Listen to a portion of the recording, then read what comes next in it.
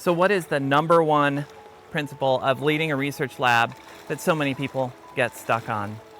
This is Dr. Morgan Giddings, and I'm here by the Snake River in northern Idaho, and wanted to talk about a principle of leadership.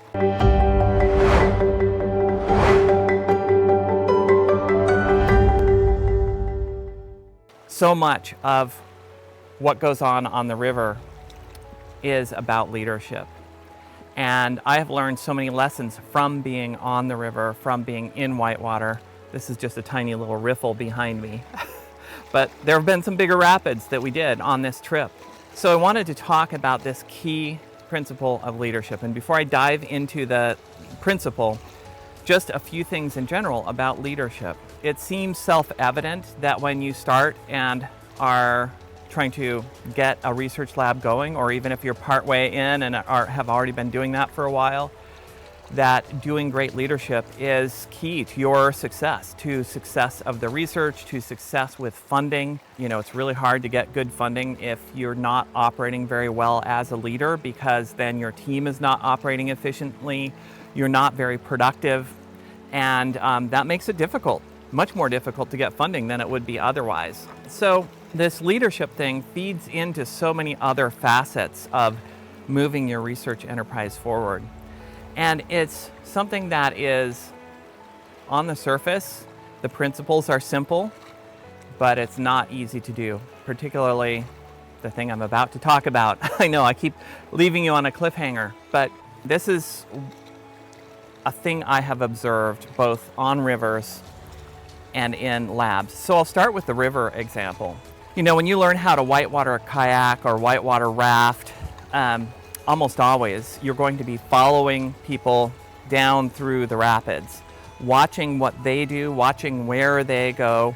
You know, often as you move into what's called class 4 whitewater, which is more challenging, it's not the top level of challenge, but when you move into class 4 whitewater, you have to start being pretty careful about where you go. Even in class 3, there are often obstacles that could be no fun if you encountered them, like big things called holes where there's recirculating water, and sometimes rocks and cliffs and other things to avoid at class 3, and then at class 4 there's even more of that stuff.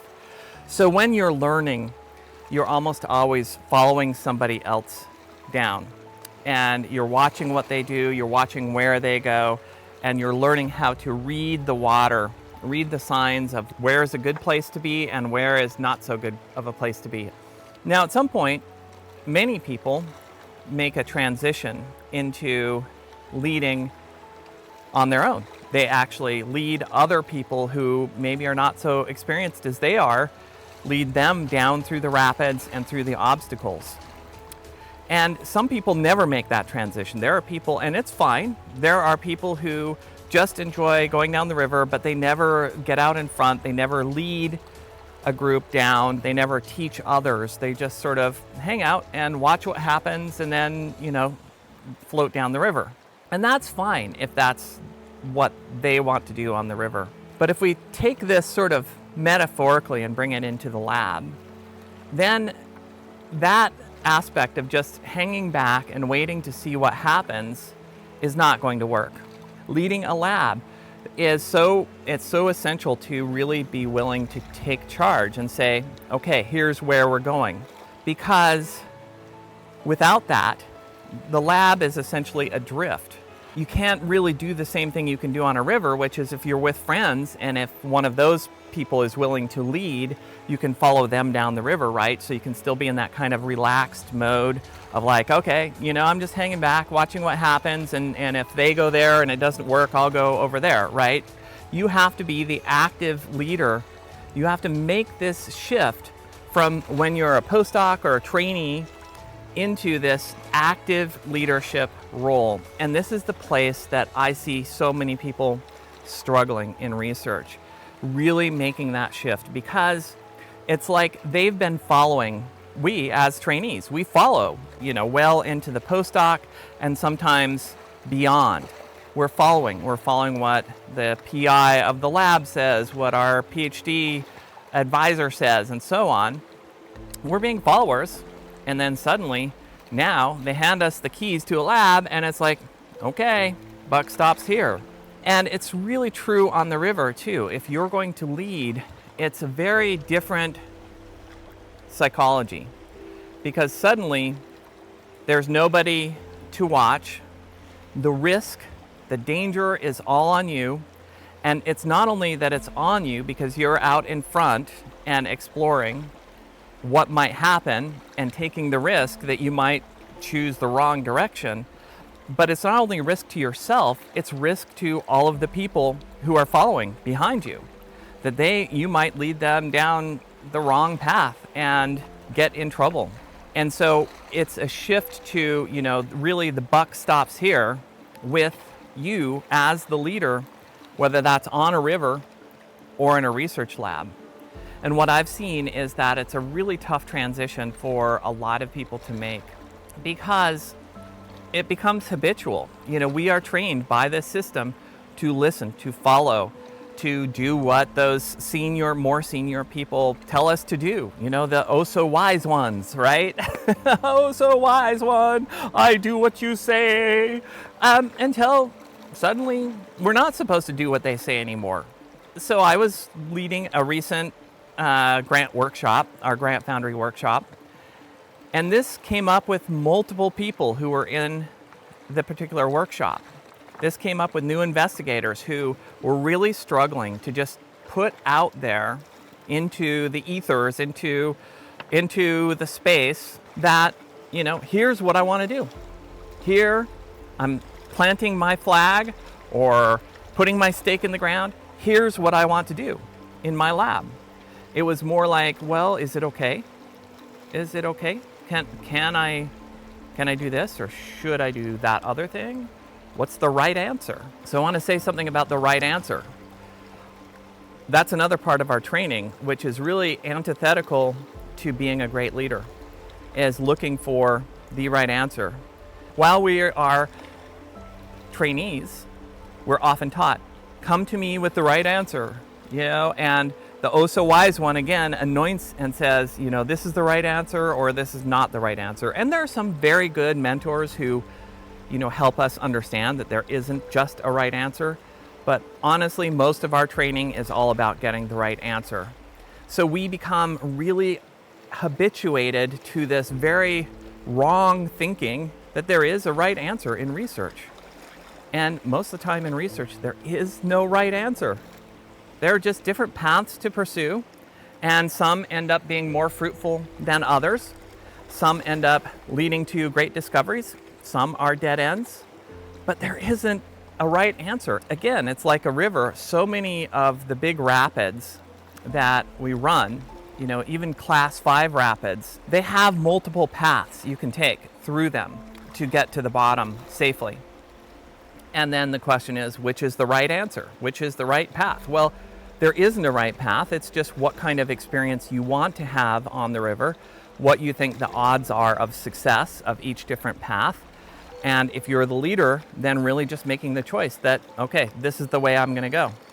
And owning the consequences of that choice, even if the consequences aren't so good. And sometimes people who lead, sometimes people who go first, they go in thinking that it's going to work one way, and often you see them like spinning end over end in their kayak. That's called, endering or being chundered sometimes. You see that happening and you're like, well, that doesn't look so good. Maybe I won't follow that path. That's fine, but they are owning the consequences. And as research leaders, we have to really be willing to plant that flag and say, this is the direction I'm going, and own the consequences. There's a common saying that often indecision is a decision itself, and that's really true. This idea of being undecided of, well, what am I going to do? What specifically, maybe I'll try to pursue these 5 different lines of research, and see what works out.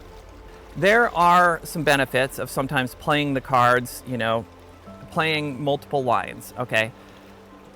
But that is different than what a lot of times people are doing, which is not deciding. You can make an explicit decision of like, I'm going to pursue this line and this line just to play my odds, because I think I have enough resources, I think I have enough people to pursue both of these, and maybe if I'm pursuing two, one of them is more likely to work out. Okay, awesome, if that's an explicit decision.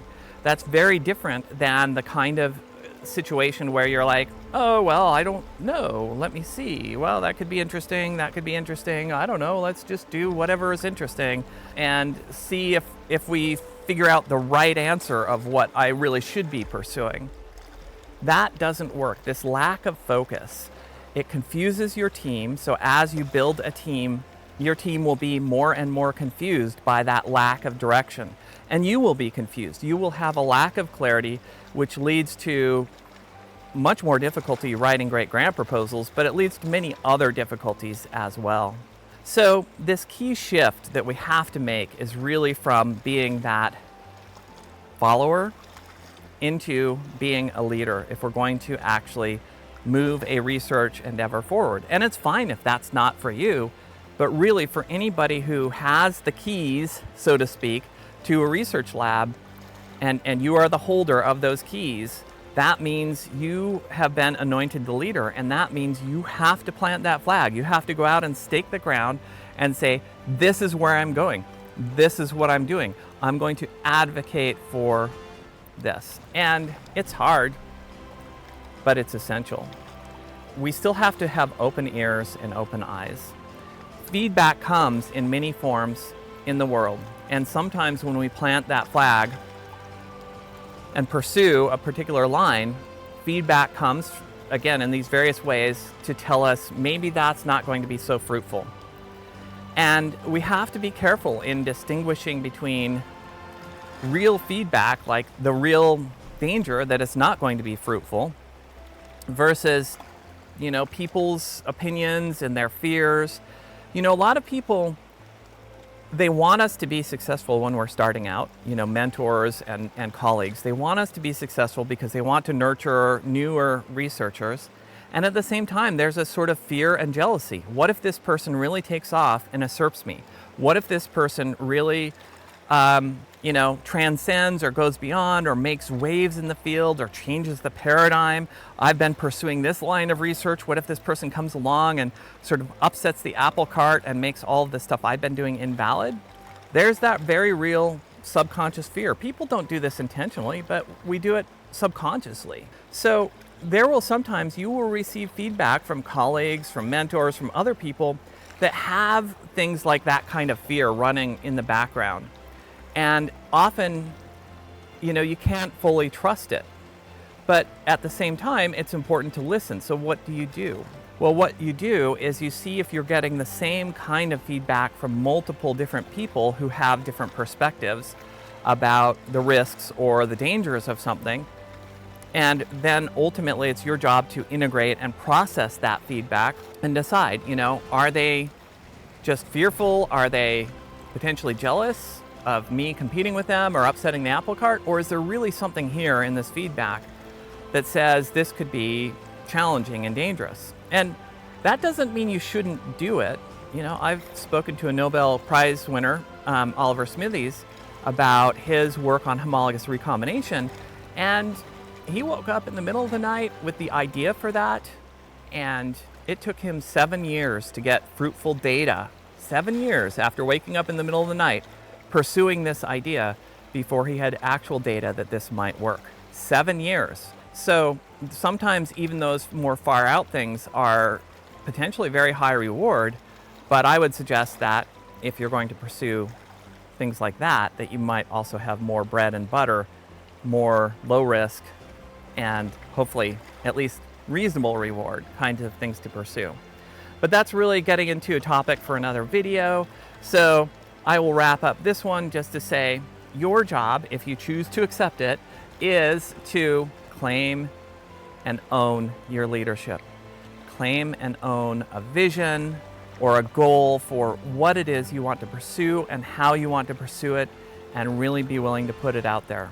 I know that does come naturally for some people, and for those of you who are just like, that's obvious, Morgan, well, you're probably still not listening to this video at this point. But for the rest of us for whom this is actually a hard thing to do, to just say, this is where I'm going and this is what I'm doing. It's a skill that you can learn through practice, but you've got to practice it. And perhaps, one way that I learned a lot of this skill is getting out on the river and learning to lead on the river. And that really helped me then when I transitioned into leading a lab in terms of that kind of leadership, at least to some extent. I had broken through some of those fears. So perhaps I'll see you out on the river and we can work on leadership together. This is Dr. Morgan Giddings. I'm here with SciFoundry. I hope you found this helpful. I look forward to your likes and your comments, and I will talk to you soon.